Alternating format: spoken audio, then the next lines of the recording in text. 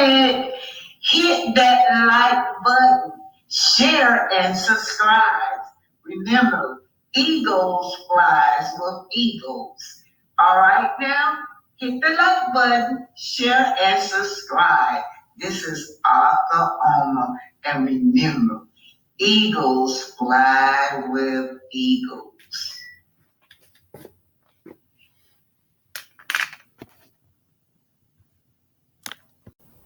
Shout out to Wente Talks. That's where I got this little clip from. But look, let me tell you something. We still in the Thugs Passion series, y'all. This is entitled, I Don't Want Nothing from Your Dusty A's. Yes, Martel, you sit up there and you let your friends make you be the clown of the town. They laugh at you, they make fun of you. They won't even help you when you done gave them a helping hand. But you look at me with disdain. You talk about me in the community. You belittle me in the community. But I got clarity now. I'm happy and I don't need nothing from your dusty ass. People who blast you or talk about you. Not the guilty. If you ever forgive somebody, I told them don't trust it because you want something from it. I don't want nothing and don't need nothing since I love your dusty ass. You should be friends with people who blast you or talk about you. Not the guilty. If you ever forgive somebody, I told them don't trust it because you want something from it. I don't want nothing and don't need nothing since I love your dusty ass. You should be friends with people who blast you or talk about you. Not the guilty. If you ever forgive somebody, I told them don't trust it because you want something from it. Hey, 8,100 subscribers. Thank you guys so much. And thank you guys. We are in part 2 of the Thugs Passion series. And there's you has wanted the book. Y'all just send me a donation because the book are used. They've been sitting on the shelf. They're dusty and they're used. So just send me a donation of your choice and I will mail the book. Just email me. Okay? I put my email up here at the ending of this. But anyway, just email me your information, your address. I will send you the book. And I am at home in Atlanta, you guys. Y'all know this is where I really reside at now. But I am back in Atlanta. I am around my books. They just stacking up on the shelf. Now about the books. The book is not edited. I wrote the book to heal, right? And every time I go pick the book, somebody want it. So either way, I was not going to have my book edited. When I had the book printed, they want to edit the book, but I wanted to be raw. I wanted to be me. I didn't want all this proper stuff. I want the book to be raw. I wanted to go back and really, really, really, really give it to myself. You know, go inside of myself, see all this damage that I had did to myself inside my soul, and it was not proper. It can't be proper. It had to be raw. It had to be me, and it have to be raw in order for you to heal. So anyway, this segment is I don't need nothing from your dusty ass, not even your last name. This is Melody Cherie, exclusive interview by way of Jamie Nash. A girl in the studio. It's I am J Nash. What's up? Melody Cherie. Okay, listen, are we just gonna drop that home or not? Yes, of course. Of course. You know, it's been a process. Yeah. Drop that last name. Look, I don't need nothing from you. Not even your dusty A's last name. Sister who's beautiful, well educated, and she ain't taking no crap. Over the seasons, I'm watching everybody just target you. And I'm like, why is that? What's up with that? How do you feel about that though? Frenemies. So unfortunately, I think that people feel like, hey, if I come on this show and I go after Melody, it gives me an opportunity, right? Because we know that she's, one of the main pieces to the show. We go after her, we're going to get more camera time. And gonna give us more conversation that's gonna make the cut. I mean, you are the in person. I mean, we can't deny it. What's so interesting, if you literally sat down and asked each of them, but what has she done to you? Mm-hmm. But what did she do to you? They don't have an answer. So, all I'm doing, I'm enjoying the moment, living my life, learning myself post-divorce, taking care of myself, taking care of my children, and just continuing to push forward in life. And that's what it is for me. Yeah. Well, congratulations for doing that. Did you have to go through like a healing process, seriously, after being, on this show? Your life is just being overly exposed, going through a divorce live on television. Yeah. Did you have to just take some time and just say, you know what? Let me just go unplug from this mess and let me just really seriously kind of like dive into me, my self-worth. Absolutely. So I tell people that I've literally spent more time alone the past few years than I've spent my whole life. And having that alone time to just really, like you said, be on my healing journey, which is, you said, I see this growth, right? So just being on my healing journey and making sure that I can be the best version of me, making sure that my cup is full, making sure, that I'm keeping it together. Because as you say, going through a divorce is tough by itself. So just imagine going through that with all the extra that came along with it, on top of it being for the world to see and the world to comment on and to form opinions about. And you're making the blogs all the time. And there's just drama after drama. How do you do it? And that's why I have to unplug. After, I finish filming a season, I have to unplug in order to take care of my mental health. Good for you. I think it's well deserved that you need. I have some questions for you. Oh, shoot. Now, where these questions come from? Okay, now. So on Instagram, I had the post, hey, you have any questions for Melody? And I do. One of the girls, it was a good one, though. It's a good one. She says, D-Fits and Associates on Instagram said, where does she gather her strength from and continue to just push through? Oh, so I just came out with a merch line called Push Through because God said so. So I'm so grateful and thankful they use Push Through because it's literally what I've been doing is pushing through. Some days I'm stronger than others, We are.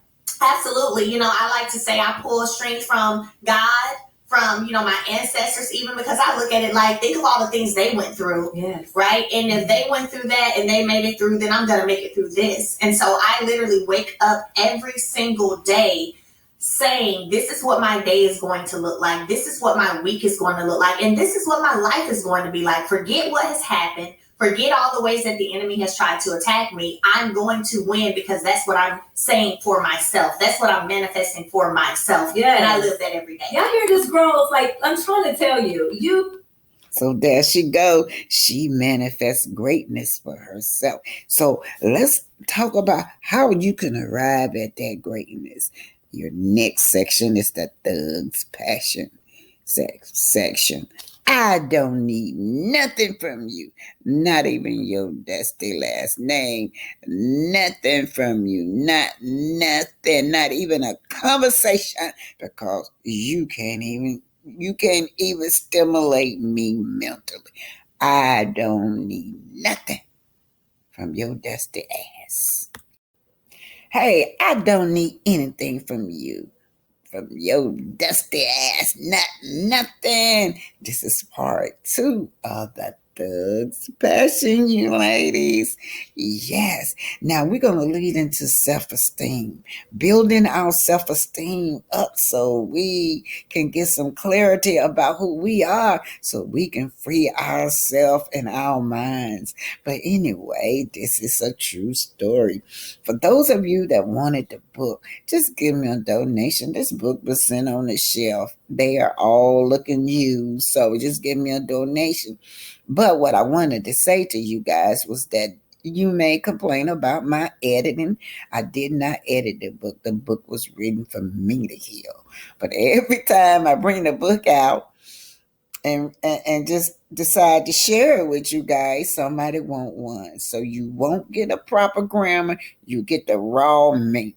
There's no way that I want my book changed. I don't want it edited. There's no way I want it proper. Who can be proper when you get knocked all upside your head from being beat? I want the book to be raw. So anybody that read this book is going to be healed. Let me set the stage up for y'all in this chapter. This is a chapter now. I had married this man. Yeah, his name, we're going to call him Bubba. I had married him, and he would beat me up all the time, you guys. I kept black eyes. Every time my brother got tired of it, my brother would always beat him every time he beat me, and I would always go back. Finally, my brother said, no, I'm done with this. I'm not going to interfere anymore because you keep going back and me and him keep at each other's throat. But anyway, so I was tired of getting beat and I wanted to get out.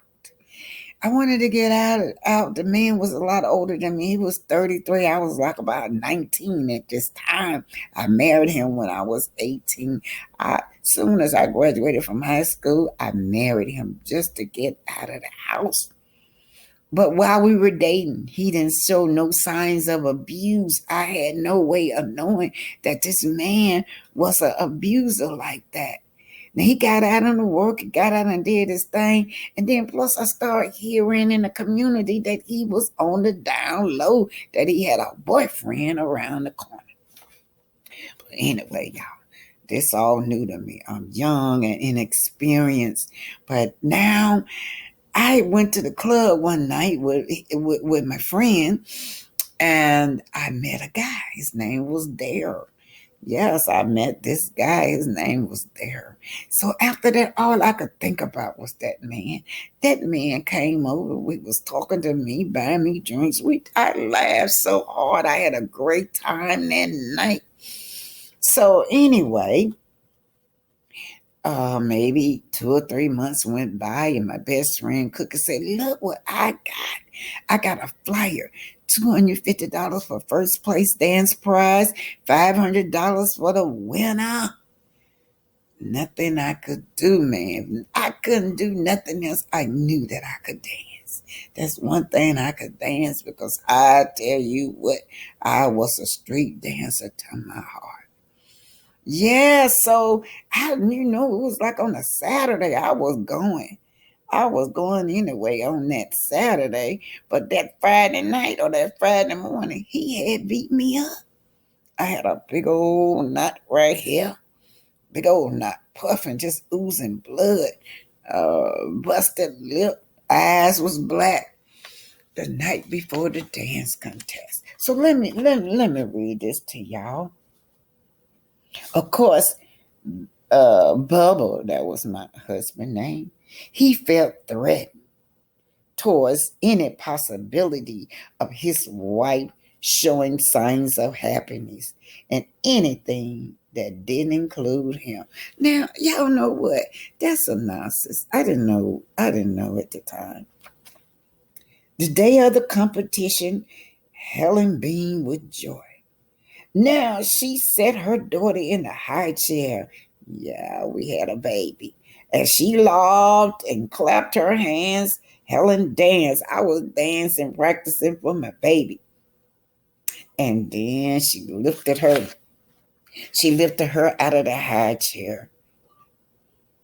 She placed her on her hips and they danced together, me and my baby. She's 50 years old now, y'all. In a sarcastic way, Bubba, her husband, spoke. By the way, you're hopeless. You look stupid up there. Immediately, Helen turned to him. Who asked you for your opinion? Of course, he kept overriding her with his emotional power as well as trying to get her to give up on herself. But she realized a long time ago he never had her interest at stake. Once he learned prize money was available, he decided to embrace it. Yeah. And he wanted to go to the nightclub with her. Of course, Helen felt disappointed, but she dared not say anything because she was fearful. And she didn't want anything to interfere with her chance of getting a glimpse at Daryl. Oh, man. As well as the dance contest.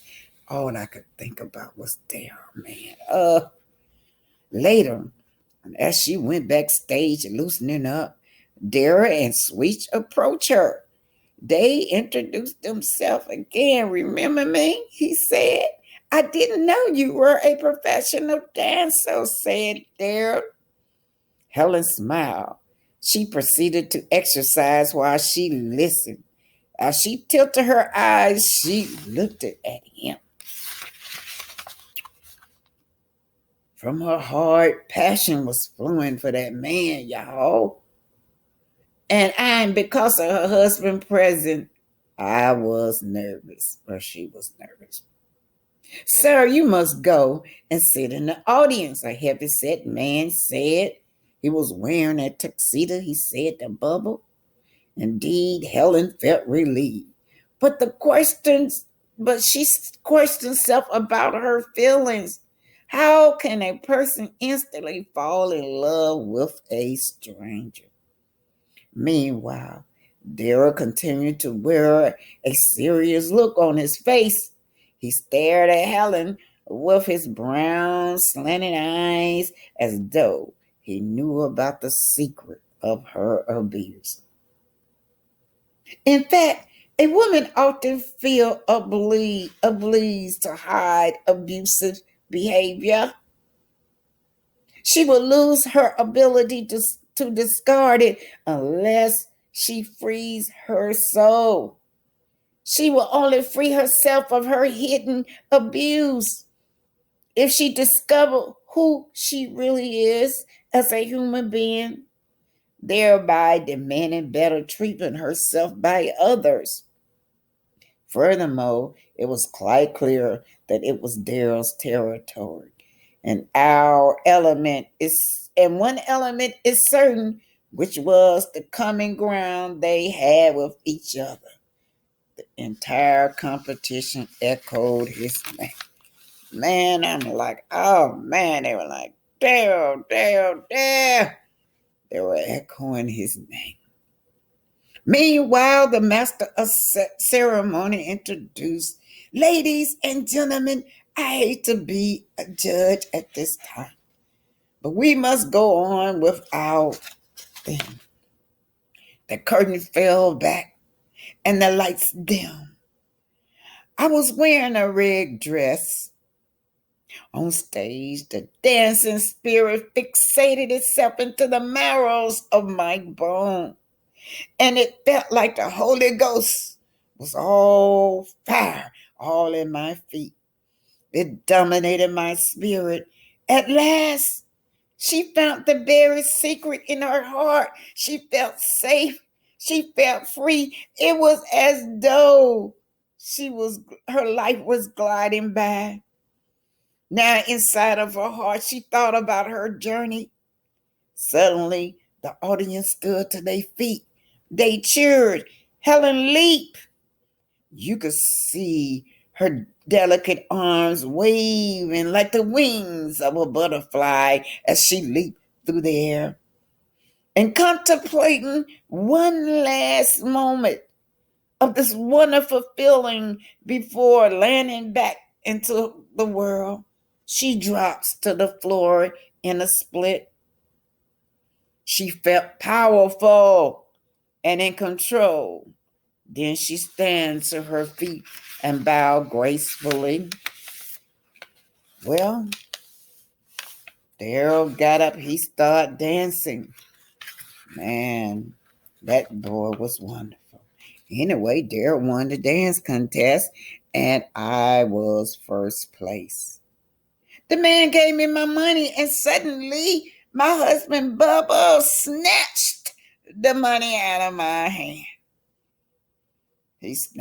And Daryl snatched the money back out of my husband's hand and gave it back to me. Yeah, ladies. That man was abusive.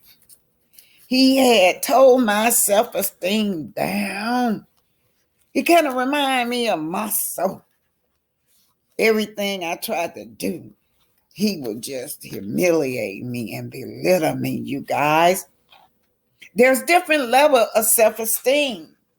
The level of self-esteem, there are different levels, There you can hit rock bottom. You can debate all of. I was truly at my rock bottom, but I had not lost hope. Finally, let's talk about this. You're gonna go through this process. Melody said I have to disconnect.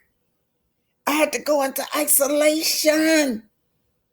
I have to go to God. I need that peace in my heart. Then, once you listen to that silence in your heart, start building up on your self-esteem. So now she has a high self-esteem. None of those other ladies in that group self-esteem have worked on their self-esteem. None of those ladies on that show, they're stuck. And they haven't worked on their self-esteem. So the high level self-esteem person recognizes that life is not static, that it is forever changing, you guys. And they are able to process life meaning in a positive way. They have the courage to take the journey to the next step. They understand that sometimes a door may be closed, but they don't view a situation that has gone bad as a failure. To conquer that roadblock, it becomes a challenge to people with high self-esteem. To guide them through life, they rely on God and the gift of the Holy Spirit. Melody said, I drew strength of my ancestors. Somebody in the comments said, where do you get your strength from? I draw strength from my ancestors, y'all. The soul of a high-level self-esteem person don't arrive at this point overnight. It was the process that you have to go through.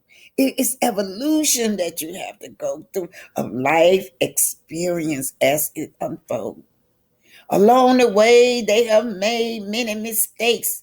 Many nights they have hurted and cried.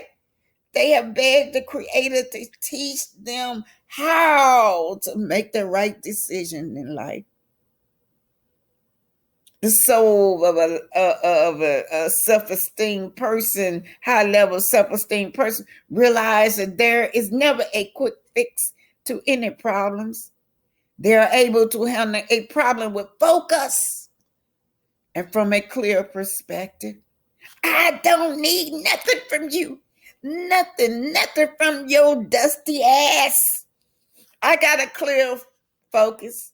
Finally, and after deep probing of the soul, they understand themselves. First 3 levels of self-esteem, a person may or may not use any chemistry. But anyway, y'all, let me go down to this thing. It says when you love yourself, you won't settle for men beating you down every day mentally, physically, or mentally. You have love. You have low tolerance for any person that disrespect you. Y'all see that on Love and Marriage Huntsville right now.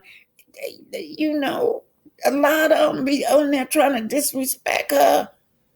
She said now she did not get into it with anybody because once that disrespect comes, she gets up and leave.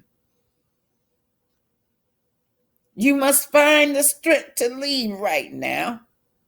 If you're going through any kind of abuse, get out.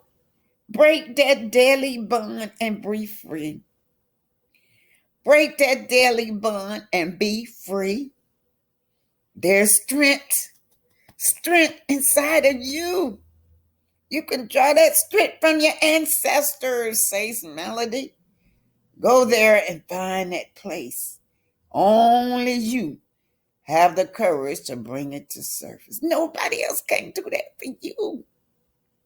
Only you can bring this up to surface.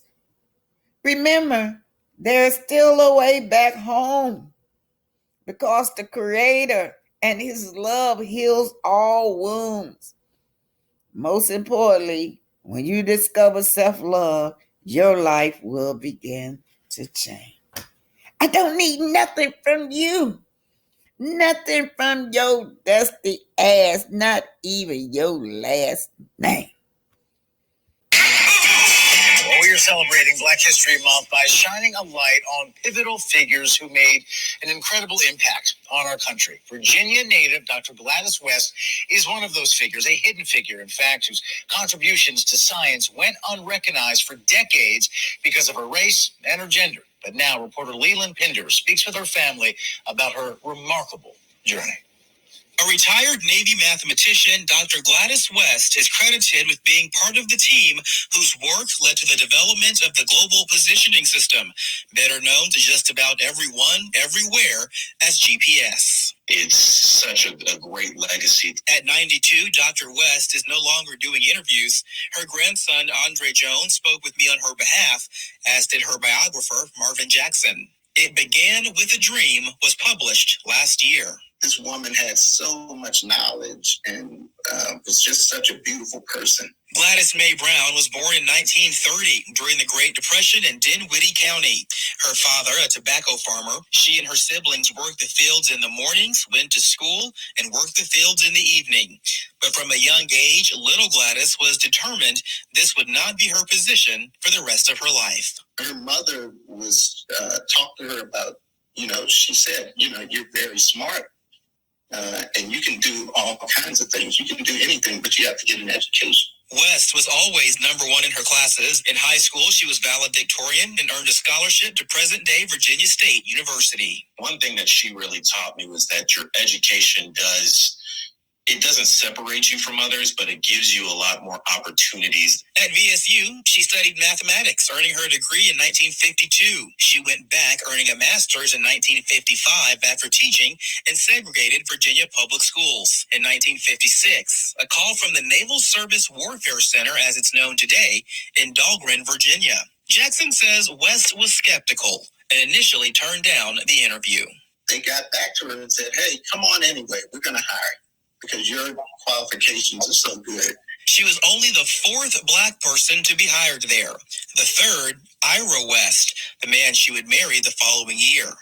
There were certainly challenges along the way. People had funny ideas about her because it was their first time dealing with immigration, just like it was. But she said she had funny ideas about working with them because she had never worked with a white person before. But West persevered, and it wasn't long before her work began to speak for itself. She was always on the top teams, continued to get promoted numerous times as well. West was admired for her ability to solve complex math equations by hand. She eventually began programming computers. She went on to work on multiple high-level projects, including one which led to her work laying the groundwork for GPS.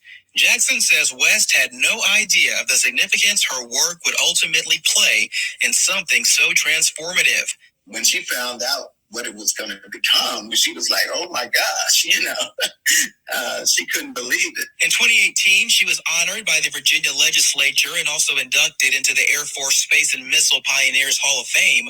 In 2021, she was awarded the Prince Philip Medal by the Royal Academy of Engineering. So how does Dr. West feel about all this recognition so late in life? She said it's better now than never. So she said now that they're getting it right. So you have it, Black excellent Miss Gladys West. Y'all, this woman has not got any recognition at all. She is the inventor of the GPS, Black excellence.